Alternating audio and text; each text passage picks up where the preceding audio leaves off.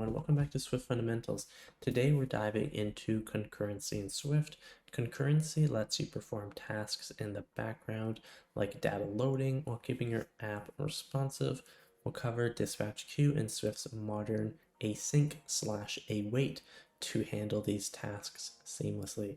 By the end of this tutorial, you'll be able to load JSON data asynchronously and update your UI. Let's go ahead and dive on in. Just as a note, when we get to the JSON portion of this content, we will be using a cool website that someone actually sent me. So this is JSONPlaceholder.typocode.com. I think it's Typicode, I don't know. I'll put the link in the description, obviously. And this actually is a pretty cool website. And this person just hosting some placeholder JSONs that we can use, and has some posts, comments, photos, etc., which is just pretty cool. So we'll come back to this in just a moment. All right, let's go ahead and start with DispatchQueue, which allows us to run tasks on different threads. So we need to make sure that we have for foundation imported. So we'll go ahead and import foundation.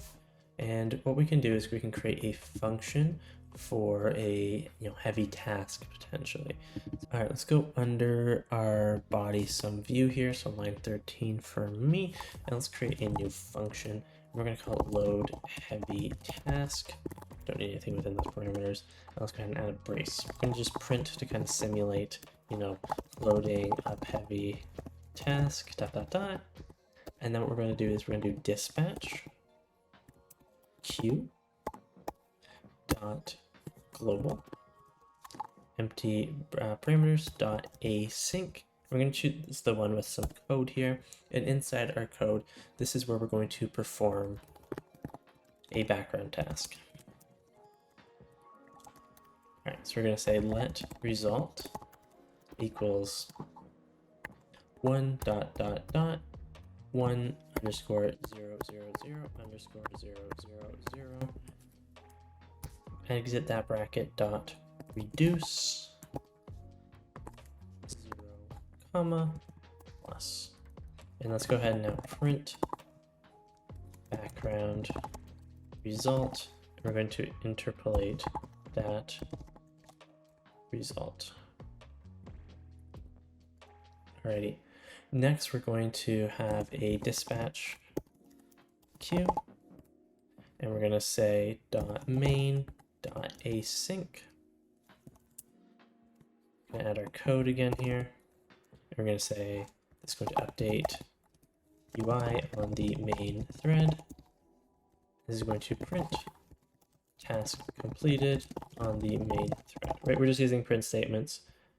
And let's go ahead and call upon the heavy task. I'm going to do so with a button. I'm just going to get my VStack here. Let's grab a button, pop that in, and we're just going to load this action of load heavy task. All right, let's go ahead and open our console in the bottom here and press our button. We can kind of see, probably happened a little bit fast. Maybe I'll slow it down in post.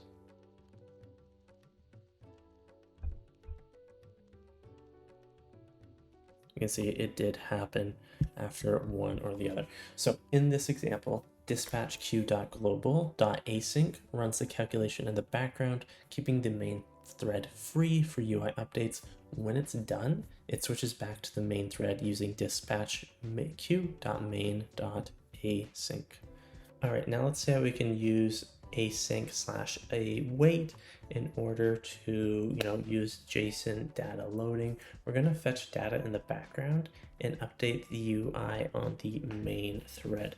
So what I'm going to do is I'm just going to get rid of the kind of work that we did here before with our function heavy task, just to kind of reset our program. I'm just going to have an empty button here for now. Okay, cool. So let's start off by creating a state variable message, and it's just going to say loading. It's going to say at state private variable message equals loading ... We're also going to have some text here. We're just going to display our message. Let's add some padding to it. In our button, we're going to change this to say load data For the action, we're actually going to have a task here. So capital T task, space, bracket, await, load JSON data. This isn't something that we've created yet, but we will be referring to it. So you'll probably get a quick error that I cannot find it in scope. Totally cool. We will get that sorted out in no time. Go outside of our view here. So right above the last brace here, we're going to create some functions. And let's create that function to load JSON data right now. Don't need anything within those brackets, but we will say async and then add a brace. We're going to create a guard let our URL equals URL, which is a string. Sorry, lowercase here, string. And this is where we're going to actually reference that website I was talking about earlier. So we're going to go to our JSON placeholder. Let's go to one of the posts here. Let's do post 1. And let's grab that link. I'm just going to minimize this. And we'll paste that as our string here. Wonderful. All right, and then because we're using a guard let, let's now create that else statement. And we'll just return here. Cool. Okay, for the data, we're going to create a do statement. So do, then we're going to create a brace. All right, we're going to say let. We're going to add a comma, data, comma, underscore, equals try await URL session dot shared dot data. We're going to do the from URL here. And we're just going to reference that URL that we created with that guard statement up above. We'll then say if let JSON equals try question mark JSON serialization. There you go. So this is an object that converts between JSON and the equivalent foundation objects dot JSON object with. I'm going to put in our data there as question mark string, which can then be any. Cool. We're going to add a comma here and we'll say let title equals JSON. Let's go ahead and open up the website real quick. So we have user ID, ID, title, and body, so we can reference any of those. We're going to do the title one here. So that was just title. I think it was all lowercase. Let's double check.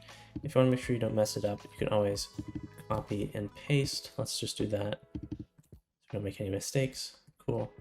And then we'll have this be as question mark string. Add a brace here, and we'll say await main actor dot run. Then add a brace here. So what the dot run does, just to read from the documentation real quick. So what the dot run does is it's going to execute the given body closure on the main actor. So, the main thread there. All right, and within these braces, let's go ahead and have the message that we created above here. We'll have that equal title. Alrighty, we then need to catch. So I'm just going to double click on do here. So we want to go to after the do, and we're going to create catch. And we're going to have a await main actor dot run. We're going to add another brace here. Message equals failed to load data. Oh, this needs to be a string for surely. Oh, I think we are missing a brace there. Let's go ahead and add that. All right. Well, let's go ahead and press our button, see what happens. Hey, it works. Look at that. We didn't print anything within the console here, so that anything here is old. Let me just go ahead and trash that. But we can confirm that based off our post here. So let's go ahead and open that up. We can see title, sun on face, cool. I think there's multiple posts here. So let's see if 2 also has a title. So post 2 does have a title, qui est sa, which is just gibberish. Let's go ahead and minimize this and now reference post number 2. We'll go ahead and press our button. Look at that. What? That's pretty cool. This code fetches JSON data from a placeholder API. The .await makes the URL session call non-blocking, and main_actor.run ensures that the UI updates happen on the main thread. I'm actually just going to go ahead and disconnect myself briefly from the internet so we can also see the other thing that happens here. So if I go ahead and cut off my Wi-Fi and we press the button, let's see what happens. We get the loading, and then eventually it will fail to load the data as I'm not connected to the internet. So let's go ahead and pop that back on. All right, Swift also supports structured concurrency, allowing tasks to be grouped together and managed like kind of in a hierarchy. Let's see how to use async let for concurrent operations. So we're actually gonna go ahead and copy and paste that code that we had before from fetching data. I'm just gonna add that back in here. This is where we were testing that out initially. And we're gonna create an example here of a new function, and we'll say fetch multiple data. We also have the parameters be blank. We will say that is async though. Add a space here. Let's say async let first equals fetch data, and async let second equals fetch data as well. We're gonna have our results here, and we're gonna have these say await. Then we have an array of first, comma, second, and then we'll print our results, and we'll interpolate that / results. All right, and let's add a button really quickly to our code. It's going to be the object library. I've been trying to use this object library more because it is pretty easy to use. So we'll call this one multiple. Cool, and we'll have a task here, add a brace, await, and then we'll do fetch multiple data. All right, let's press it. Cool, and we can see that it did take some time there. Results, data loaded asynchronously as well. Coolio. So that's pretty cool stuff there. And I like how it is kind of following our kind of timer that we put in there.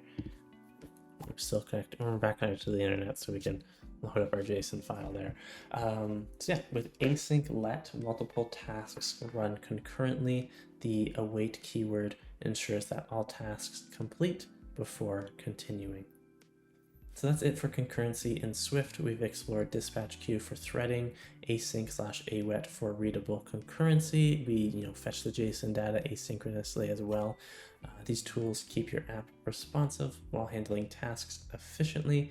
Thanks for watching, and as always, dream big and code bigger. Take care.